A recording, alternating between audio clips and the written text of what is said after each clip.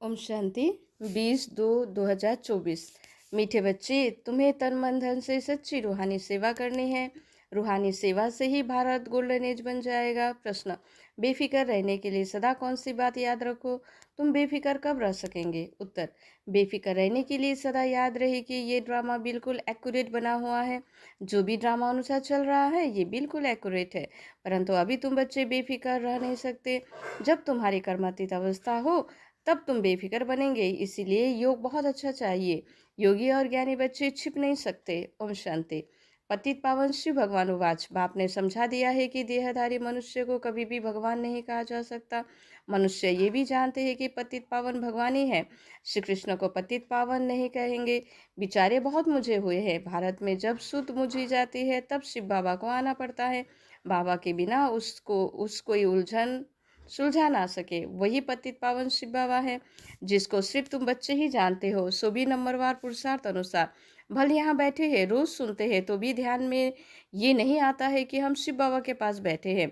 वो इसमें विराजमान है, हमको पढ़ा रहे हैं, पावन बना रहे हैं, युक्ति बतला रहे हैं। तुम स्वदर्शन चक्रधारी बंद रचता और रचना की नॉलेज पाकर काम को जीत जगत जीत बनते हो, तो वो बाप पतित पावन ठहरा, नई रचना का रचयिता भी ठहरा। अभी बेहद का राज्य पाने के लिए तुम पुरुषार्थ करते रहो। हर एक समझते हैं कि हम शिव बाबा से राज्य भाग्य ले रहे हैं। ये भी यथार्थ रीति समझ नहीं सकते। कोई थोड़ा जानते, कोई तो बिल्कुल ही नहीं जानते। शिव बाबा तो कहते हैं पतित पावन में ही हूँ। मेरे से अगर कोई आकर पूछे तो मैं अपना परिचय दे सकता हूँ। तुमको भी तो बाबा ने अपना परिचय दिया था ना। शिव बाबा कहते हैं मैं साधारण तन में प्रवेश करता हूँ। ये साधारण तन है, झाड़ के अंत में खड़ा है, पतित दुनिया में खड़ा है और फिर नीचे तपस्या कर रहे हैं। इनको भी तपस्या शिव बाबा सिखला रहे हैं। राजयोग शिव बाबा सिखलाते हैं। नीचे आदिदेव, ऊपर में आदिनाथ। तुम बच्चे समझा सकते हो। हम ब्राह्मण शिव बाबा की संतान हैं। तुम भी शिव बाबा के बच्चे हो, परंतु जानते नहीं हो। भगवान एक है, बाकी सब ब्रदर्स है। बाबा कहते हैं मैं अपने बच्चों को ही पढ़ाता हूँ। जो मुझे पहचानते हैं उन्हों को ही पढ़ाकर देवता बनाता हूँ।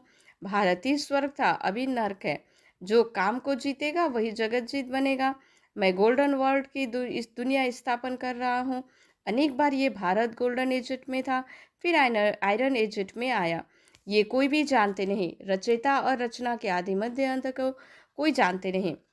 मैं नॉलेजफुल, ये है एम ऑब्जेक्ट। मैं इनके साधारण तन में प्रवेश कर नॉलेज देता हूँ। अब तुम भी पवित्र बनो। इन विकारों को जीतने से तुम जगत जीत बनेंगे। ये सब बच्चे पुरुषार्थ कर रहे, तन मन धन से रूहानी सेवा करते हैं, जिस्मानी नहीं। इनको स्पिरिचुअल नॉलेज कहा जाता है। ये भक्ति नहीं है। भक्ति का युग है द्वापर कलयुग, जिसको ब्रह्म की रात कहा जाता है। असत्य त्रेता को ब्रह्म का दिन कहा जाता है। कोई गीता पाठी आए तो उनको भी समझाएंगे। गीता गीता भी भूल है। गीता किसने सुनाई? राजयोग किसने सुनाया? किसने कहा है कि काम पर जीत पाने से तुम जगत जीत बन जाएंगे? ये लक्ष्मी नारायण भी जगत जीत बने हैं ना। इनके 84 जन्म का राज बैठ समझाए। कोई भी हो, नॉलेज लेने के लिए तो यहाँ आना पड़ेगा ना। मैं तो बच्चों को पढ़ाता हूँ, परंतु तुम्हारे में भी कोई इतना नहीं समझते हैं, इसीलिए गायन है कोठों में कोई। मैं जो हूँ जैसा हूँ, कोई तो ये 5% भी नहीं जानते। तुम्हें बाबा को जानकर पूरी रीति याद करना है। मम्मी कम याद क्यों नहीं करते हो? कहते हैं बाबा याद भूल जाती है। अरे तुम बाबा को याद नहीं कर सकते हो? यूँ तो बाबा समझाते हैं, ये मेहनत का काम है, फिर भी पुरुषार्थ करने के लिए पंप करते रहते हैं। अरे जो बाप तुमको क्षीर सागर में ले जाते हैं, विश्व का मालिक बनाते हैं, उनको भूल जाते हो? माया भुलाएगी भी जरूर, टाइम लगेगा। एक भी ऐसे भी नहीं कि माया को भुलाना ही है, इसीलिए ठंडे होकर बैठ जाओ तो नहीं। पुरुषार्थ जरूर करना है, काम पर जीत पानी है। मम्मी कम याद करो तो विक्रम विनाश होंगे। जैसे तुम बच्चों को बोलता हूँ वैसे कोई भी बड़े से बड़ा आएगा उनको भी बाप बोलेगा ना। बच्चे, क्योंकि मैं तो ऊंचे से ऊंचे भगवान हूँ। ऊंचे से ऊंची पढ़ाई में ही मैं पढ़ाता हूँ, प्रिंस प्रिंसेस पद पाने के लिए। बाबा कहते हैं मैं इनको पढ़ा रहा हूँ। यही फिर श्री कृष्ण बनते हैं, ब्रह्म सरस्वती। वही फिर लक्ष्मी नारायण बनेंगे। ये प्रवृत्ति मार्ग चला आता है। निर्वृत्ति मार्ग वाले राजयोग सिखला ना सके। राजा रानी दोनों चाहिए। विलायत में जाकर कहते हैं हम राजयोग सीखते हैं, परंतु वो तो सुख को काक बिस्टा समान कहते हैं, फिर राजयोग कैसे सिखलाएंगे? तो बच्चों को उछल आनी चाहिए, परंतु बच्चे अर्जुन छोटे हैं, बालक नहीं बने हैं। बालक बनने की हिम्मत चाहिए। बाप बतलाते हैं ये है रावण संप्रदाय। तुम पुकारते हो पतित पावन आओ, तो ये पतित दुनिया है या पावन दुनिया है? तुम समझते हो ना कि हम नरकवासी हैं। क्यों ये दैवी संप्रदाय है, राम राज्य है, तुम रावण राज्य के नहीं हो। अब रावण राज्य में सबकी आसुरी बुद्धि है। अब आसुरी बुद्धि को दैवी बुद्धि बनाने वाला कौन? ऐसे 4-5 प्रश्न पूछो तो मनुष्य सोच में पड़ जाए। तुम बच्चों का काम है बाप का परिचय देना। झाड़ तो धीरे धीरे बढ़ता है, फिर बहुत वृद्धि को पाएंगे। माया भी चक्री लगाकर एकदम गिरा देती है। बॉक्सिंग में भी बहुत मारती है, इस पे भी बहुत मर जाते हैं। बिकार में गया और मरा, फिर नए सिर पुरुषार्थ करना पड़े।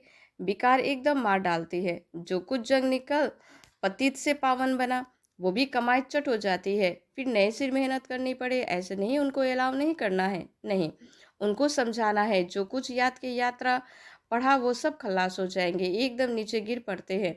फिर भी घड़ी घड़ी अगर गिरते रहेंगे तो कहेंगे गेट आउट। एक दो बारी आजमाया जाएगा, दो बारी माफ़ी मिलेंगी, फिर केस होपलेस हो जाता है। फिर आएंगे भी, लेकिन एकदम डटी क्लास में। भेंट में तो ऐसे कहेंगे ना, जो बिल्कुल कम पद पाते हैं उनको कहेंगे डटी क्लास। दास दास या चंडाल प्रजा के भी नौकर चाकर सब बनते हैं ना। बाप तो जानते हैं, मैं इन्हों को पढ़ा रहा हूँ, हर 5,000 वर्ष के बाद पढ़ाता हूँ। वो लोग लाखों वर्ष कह देते हैं, आगे चलकर ये भी कहने लग पड़ेंगे कि बरोबर 5,000 वर्ष की बात है। वही महाभारी लड़ाई है, परंतु याद की यात्रा में रह ना सके। दिन प्रतिदिन टू लेट होते जाएंगे। गाया भी जाता है, बहुत गई थोड़ी रही। ये सब इस समय की बात है, बाकी थोड़े समय है पावन बनने में। लड़ाई सामने खड़ी है, अपने दिल से पूछना है, हम याद की यात्रा पर है। जब कोई नया आता है तो बच्चों को फॉर्म जरूर भराना है। जब फॉर्म भरे तब उनको समझाया जाए। अगर किसी को समझाना ही नहीं है तो फॉर्म क्यों भराए? ऐसे तो डर आते हैं। बोलो बाबा को पुकारते हो, पतित पावन आओ, तो जरूर ये पतित दुनिया है। तब तो कहते हैं कि आकर पावन बनाओ। फिर कोई बनते हैं, कोई नहीं बनते हैं। बाबा के पास पत्र तो ढेर आते हैं, सब लिखते हैं शिव बाबा केयर ऑफ ब्रह्म। तो शिव बाबा भी कहते हैं मैं साधारण तन में प्रवेश करता हूँ, इनको 84 जन्म की कहानी सुनाता हूँ। और कोई भी मनुष्य रचता और रचना के आदि मध्य अंत को नहीं जानते। अब बाप ने ही तो तुमको बताया है। ये चित्र आदि भी बाबा ने दिव्य दृष्टि देकर सब बनवाए हैं। बाबा तुम बच्चों को ही पढ़ाते हैं। आत्मा झट अशरीरी हो जाती है, इस शरीर से अपने को अलग समझना है। तो बाबा कहते बच्ची देही अभिमानी भव अशरीरी भव। मैं आत्मा को पढ़ाता हूँ। ये मेला है आत्मा और परमात्मा का, इसे संगम का मेला कहा जाता है। बाकी कोई पानी की गंगा पावन नहीं बना सकते। साधु संत ऋषि मुनि आदि सब जानते हैं कि स्नान स्नान करने। अब गंगा पतित पावनी तो हो कैसे सकती? भगवानोवाच है ना, काम महाशत्रु है, इन पर जीत पाने से तुम जगत जीत बन जाएंगे। गंगा व सागर तो नहीं कहते, ये तो ज्ञान सागर बाप समझाते हैं। इन पर जीत पाने के लिए मम्मी कम याद करो तो तुम पावन बन जाएंगे। दैवी गुण धारण करो, किसी को दुख मत दो। पहला नंबर है दुख है काम कटारी चलाना, यही आदि मध्य अंत दुख देने वाला है। सत्युग में ये होता नहीं, वो है पावन दुनिया, वहाँ कोई पतित रहता ही नहीं।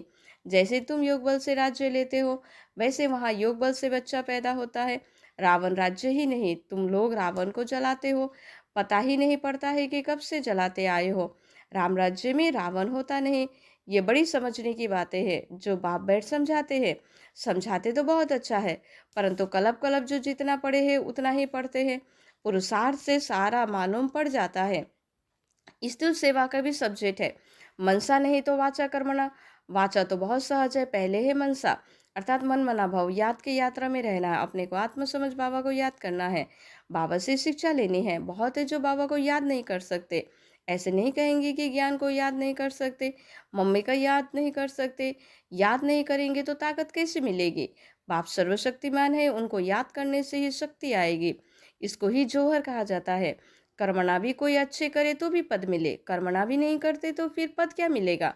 सब्जेक्ट होते हैं ना, यही गुप्त समझने की बातें। वो लोग योग योग कहते रहते हैं, परंतु समझते नहीं है कि योग से तुम विश्व की बात सही लेते हो।